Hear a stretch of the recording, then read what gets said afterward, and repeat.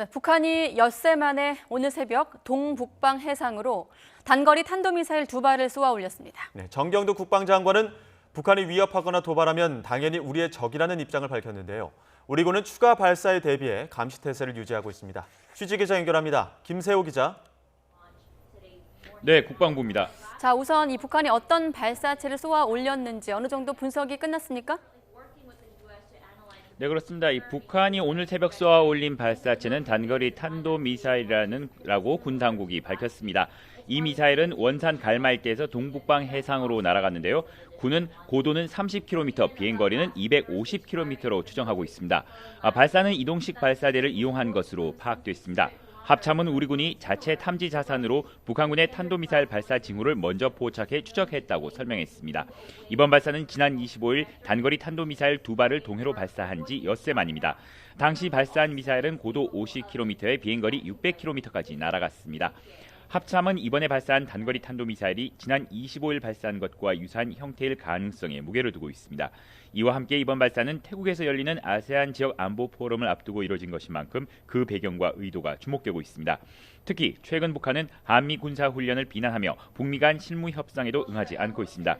이 때문에 이번 발사 역시 미국과 우리 정부를 겨냥한 불만을 표출하고 압박을 높이려는 의도일 것으로 관측됩니다. 네, 정경두 국방부 장관, 이번 북한의 탄도미사일 발사와 관련해서 방어에 문제가 없다고 평가했죠? 네, 그렇습니다. 정경두 국방부 장관은 우리의 미사일 능력은 방어뿐 아니라 공격, 감시, 탐지 능력에서도 이미 북한을 월등히 앞서고 있다고 강조했습니다. 또 북한판 이스칸데르와 유사한 형태라면 우리 전력으로 방어가 힘들 것이라는 일부 지적에 대해서도 적극적으로 반박했는데요. 한국국방연구원이 개최한 토론회에서 정경두 장관이 했던 발언 내용 직접 들어보겠습니다. 최근에 이 발사한 이스칸데르 미사일과 유사 형태다 이렇게 얘기하는데, 그래서 저고도에서 이 풀업 기동이나 이런 것을 해서 좀 더 어렵지 않냐 이런 얘기도 있는데, 어려울 수가 있겠습니다. 그렇지만 우리 그 방어 자산들의 요격 성능 범위 내에 분명히 들어있다는 것을 말씀을 드리고.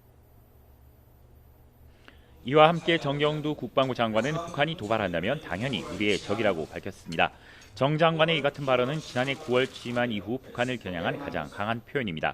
다만 정 장관은 9.19 남북 군사 합의를 충실하게 이행해 한반도 평화 정착을 뒷받침해 나갈 것이라고 밝혔습니다. 이와 함께 남북 관계가 좋아져도 한미 동맹은 여전히 중요하다며 북한의 핵미사일에 대응하기 위한 한미 간 맞춤형 확장 억제 전략도 지속적으로 보장될 것이라고 덧붙였습니다.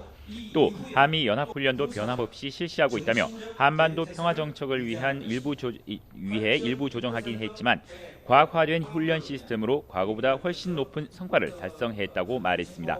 지금까지 국방부에서 YTN 김세호입니다.